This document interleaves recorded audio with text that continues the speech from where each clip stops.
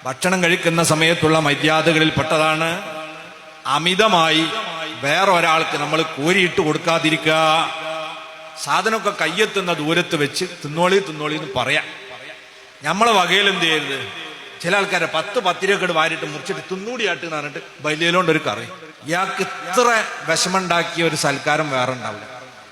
ഓരോരുത്തർക്കും ഓരോരോ രീതിയും ശൈലിയും ഒക്കെ ഉണ്ടാവില്ല. ചില ആൾക്കാർ കുറഞ്ഞ കറി എടുത്ത് കൈമലാകാതെ അങ്ങനെ മുക്കി കുത്തി തിന്നുന്ന ആൾക്കാരെ, ചില ആൾക്കാർ ഞോണ്ടി ഇങ്ങനെ ഒലിപ്പിച്ച് അതും നക്കിയൊക്കെ തിന്നുന്ന ആൾക്കാരുണ്ട്.